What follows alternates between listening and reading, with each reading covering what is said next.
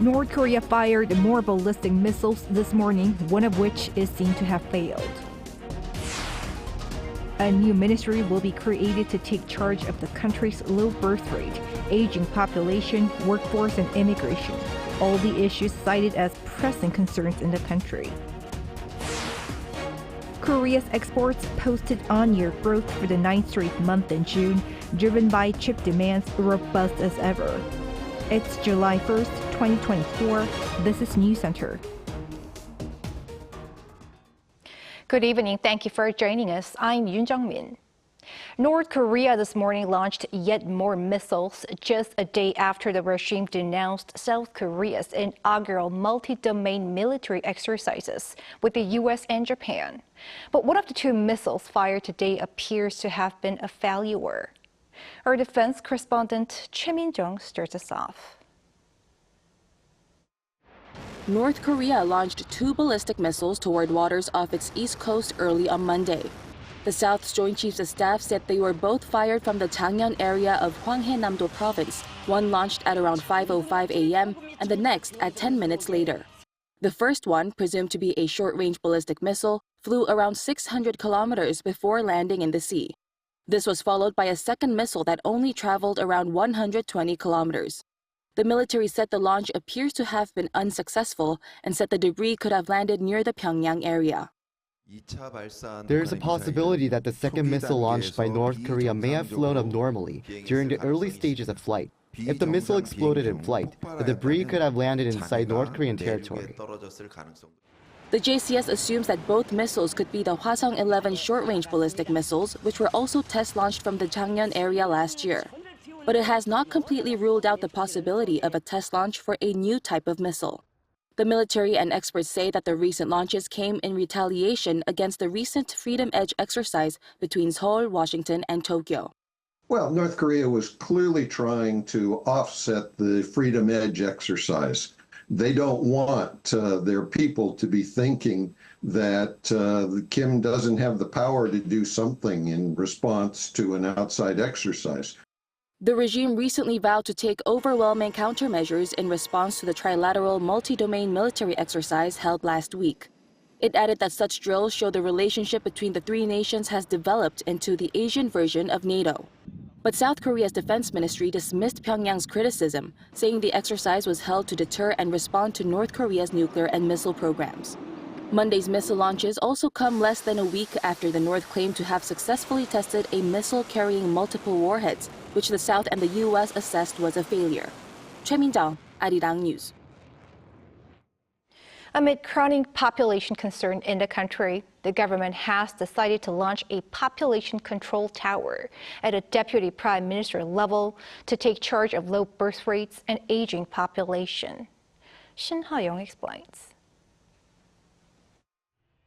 Following high-level meetings with the ruling party, the government announced plans on Monday morning to create a new ministry called the Ministry of Population Strategy Planning, focused on tackling the country's falling birth rate. This comes as President Yoon Suk-yeol declared a national emergency last month as the number of newborns in the country continues to fall and vowed to make every effort to handle the issue. The birth rate dropped to 0.72 in 2023, the lowest in the world. The new ministry will be in charge of creating strategies not only to boost the birth rate, but also for overpopulation issues. The ministry has been named the Ministry of Population Strategy Planning to cover all aspects of population policy, including low birth rates, an aging society, workforce, and immigration. The ministry will be in charge of formulating policies regarding the low birth rate and related mid- to long-term population strategies, taking over the responsibilities currently held by the Health and Finance ministries. Once established, it will have the authority to review budgets and consult with other ministries on related projects. The ministry will also enhance public awareness through campaigns on population issues and conduct research and analysis on demographic data. The head of the ministry will also serve as the country's deputy prime minister for social affairs, currently served by the education minister. The government plans to propose a revised government organization act within July to establish the ministry. It expects the new ministry to begin operations about 3 months after the revision bill is passed, following necessary procedures such as personnel recruitment, budget allocation, and a parliamentary confirmation hearing for the minister. The Presidential Committee on Aging Society and Population Policy will also be transferred to the new ministry under a new name, the Committee on Population Crisis Response. 신하영, Arirang News. Also staying with government reorganization, President Yoon is planning to establish a new role of political affairs minister to work and communicate better with the opposition-led National Assembly. The announcement came as Yoon's Chief of Staff Chung Jin-seok made his remarks during a parliamentary steering committee meeting. Chung added that the presidential office will listen closely to lawmakers while offering sufficient explanations to them. The position was scrapped during former President Park Geun-hye administration, but it is not an unfamiliar role in the nation's political scene.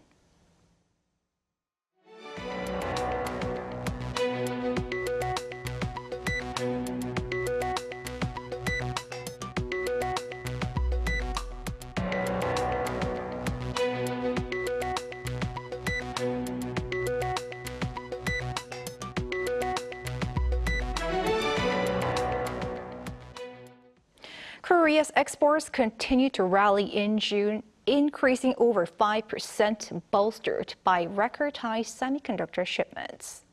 An Sung-jin has the latest. Amid robust performance in the semiconductor sector, South Korea is continuing to see on-year growth for exports. According to the Trade Ministry on Monday, exports for June increased by 5.1% compared to the year before, reaching $57 billion. That's the 9th straight month for on-year growth to be recorded. It's largely attributed to a strong performance by the chip industry, with the country's largest export item seeing a record high figure of $13.4 billion, up more than 50% on-year. Higher memory chip prices and demand from server-centered industries pulled up the growth. The chip sector's performance for the first half of the year saw an increase of almost 90% in memory chip exports. Prices and volume both went up. All 4 IT products out of 15 major export items, which also includes displays and computers, saw an on-year rise.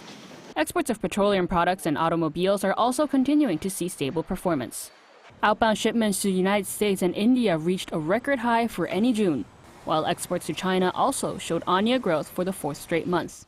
Exports to the ASEAN and Middle Eastern region rose as well. With strong exports, the country's trade balance stayed firmly in the positive territory, logging an $8 billion surplus compared to the year before. This is the largest trade balance since September 2020.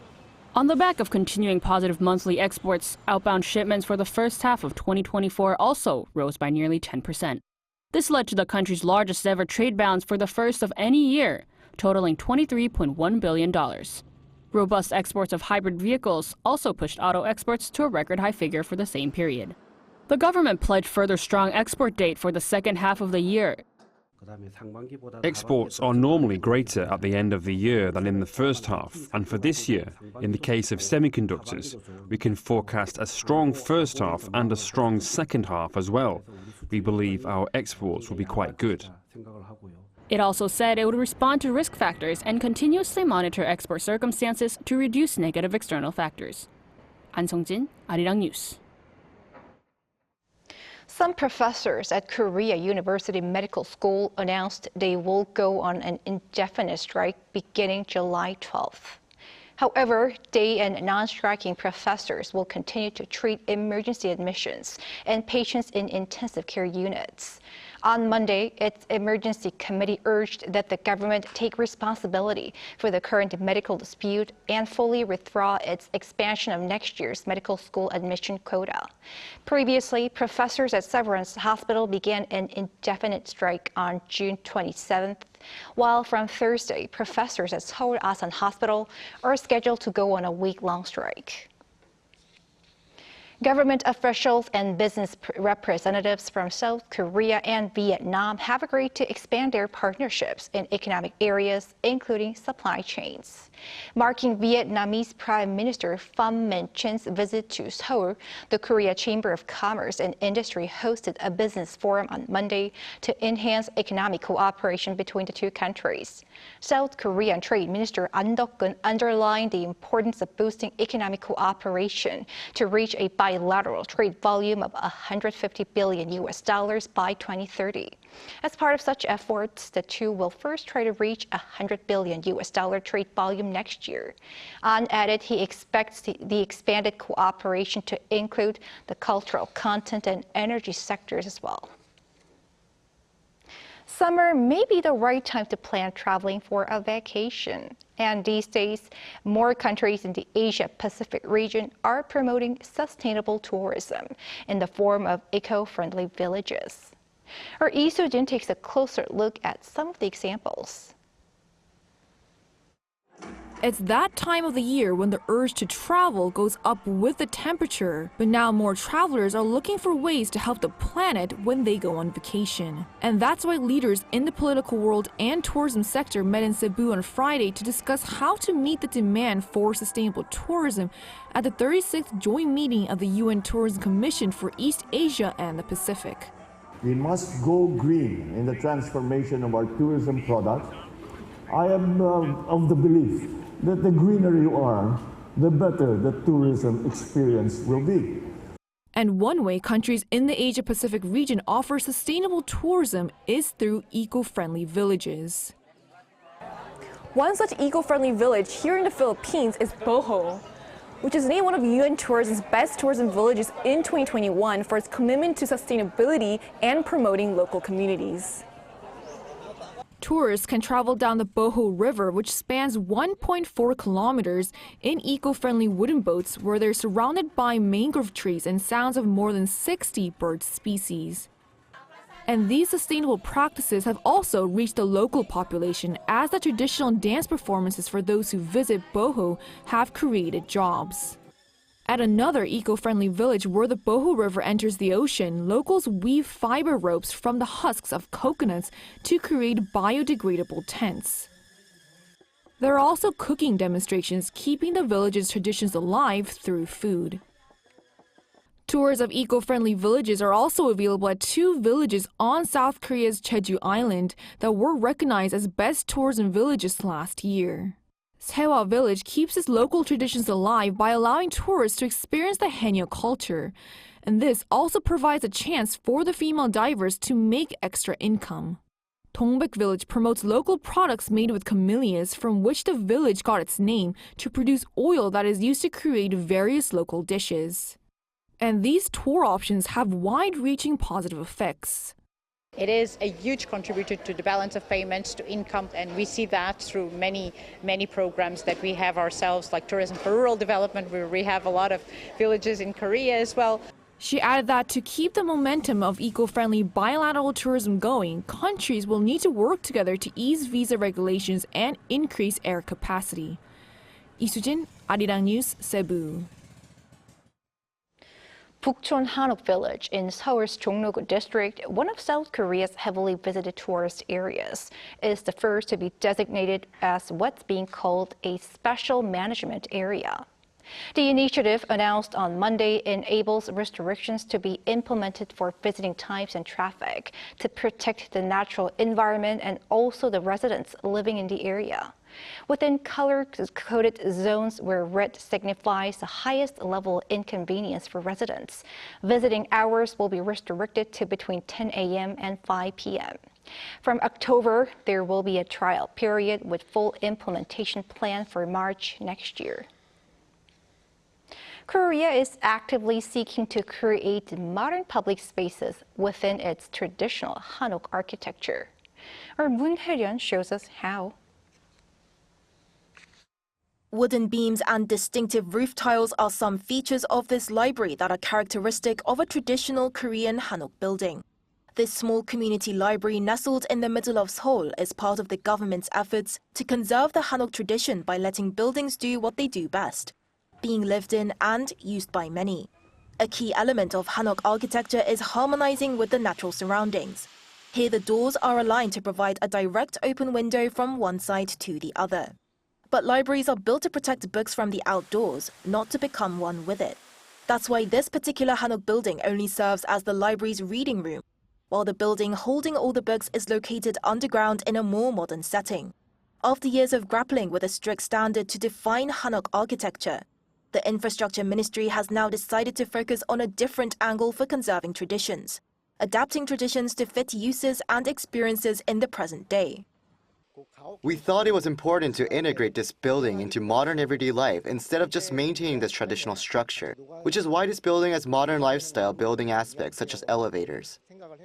A more famous example of a traditional Hanok-style building adapted for contemporary use is Cheongwade, or the Blue House, which was formerly used as the presidential office and residence. Since its opening to the public in 2022 following President Yoon Suk-yeol's relocation, more than 5.8 million visitors have come to visit the compound. The main building boasts the traditional roof tiles in blue, which gives it its name, with the underside patterns also in the same hue, a unique feature as these patterns typically contain bright colors such as red. The interior reflects much of the authentic style with wooden beams for the ceiling and window frames and breathable hanji, traditional Korean paper, on the walls, with the surrounding gardens called Nokjiwon home to more than 120 variety of trees, setting the lateral landscape where Hanok buildings are best suited. Repurposing old buildings into new means that they are able to maintain the history of the original, which is important as places often reflect lifestyles of the people who use them. This whole museum of craft art was once a royal palace and then a high school for girls. Royalty, students and now young children have walked these grounds. The architects tried to portray how memories can also be built like a building. So the building that was originally going to be demolished has been kept, with the observation platform still intact. In the ever-changing cityscape, conservation of traditional architecture will be more than just maintaining the physical characteristics of the building. Making it accessible and easy for the public to use will be the goal going forward. Moon Hae-ryun, Arirang News.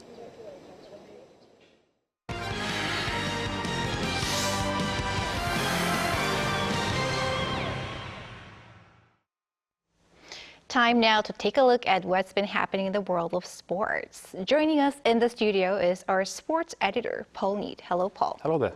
Let's start with Major League Baseball. Kim Ha-sung's hitting streaks just continues. Yes, that's right. On Saturday, he extended his hitting streak to 8 games. This helped his team, the San Diego Padres, make it 5 wins in a row, beating the Boston Red Sox 11-1 at Fenway Park in Boston. Kim Ha-sung started as the shortstop and 7th batter. He went 2 for 4 with a walk and a run. In the 4th inning, he grounded out to 3rd, but later singled in the 5th, scoring on Brett Sullivan's home run. He raised his batting average to .227 with 65 hits in 286 at-bats. He got another hit in Sunday's game and 1 RBI, but the Padres lost 4-1 to the Red Sox. And to football now, in Korea's national football team, it's safe to say the search for a new manager of the men's team is not going all that smoothly. No, and the person in charge of the search, Chung Hae-sung, has offered to resign. He cited health reasons for doing that. But late last week, it was reported by KBS that Kim Do-hoon, who oversaw the 2 qualifiers in June, had turned down the manager's job. Now, Lee Im-seng has been placed in charge of the search and, according to Yonhap News on Monday, is set to head to Europe this week to interview foreign coaches. No names have been made public, though. South Korea's men's team are next in action in September. On Thursday last week, the draw was made for the 3rd round of World Cup qualification. Korea were drawn into Group B with Iraq, Oman, Palestine, Kuwait, and the team that knocked them out of the Asian Cup, Jordan. The draw is seen as being somewhat favourable, as Korea have avoided the likes of Iran, Japan, Australia and Saudi Arabia, but it does mean long trips to the Middle East when playing away from home. And two of the national team's key players, Son Heung-min and Kim Min-jae, are due to come to Korea later this month. Yes, that's right, for the Kupang Play Series for a couple of exhibition games. And tickets are already sold out. Tickets for Team K-League, a all-star team from Korea's domestic league, the K-League, versus Tottenham Hotspur, as well as Spurs versus Bayern Munich, went on sale on Friday. And it didn't take long for all tickets to be snapped up. This is the third Kupang Play Series and the second that Tottenham are taking part in, having come to Korea in 2022. Fans can vote for which players can play for Team K-League when they take on Tottenham, and that game will be played on Wednesday, the 31st of July at 8 p.m. Spurs versus Bayern is on Saturday, August the 3rd, also 8 p.m. Also, both are played at Seoul World Cup Stadium. Now, last year, Team K-League beat Atletico Madrid 3-2. And finally, to Euro 2024, what is the latest? Well, Italy, the holders, they are out. They lost to Switzerland 2-0 on Saturday in what was the first round of 16 match. England were around 60 seconds from being knocked out as well by Slovakia. But Real Madrid star Jude Bellingham scored a 95th minute overhead kick to equalise and force extra time. It was England's first shot on target and cancelled out Ivan Schrantz's goal from the first half. Harry Kane scored a minute into extra time to win the tie and book a place in the quarters against Switzerland. Host nation Germany are through. They beat Denmark 2-0 and Spain beat Georgia 4-1. Coming up tonight, France take on Belgium and Portugal face Slovenia. Then on Tuesday, Romania face the Netherlands and Austria take on Turkey. All right, thanks, Paul. See you next time. Thank you.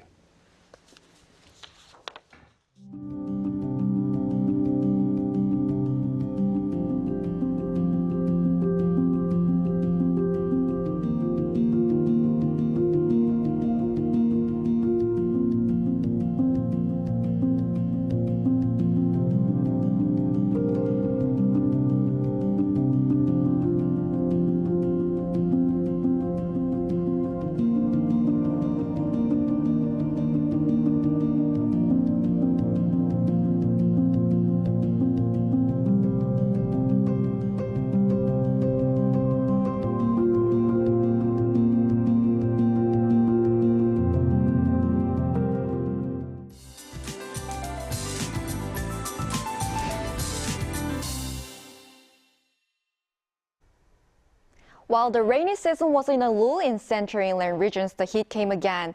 The temperature in Seoul soared up to over 31 degrees Celsius, and the humidity is also high.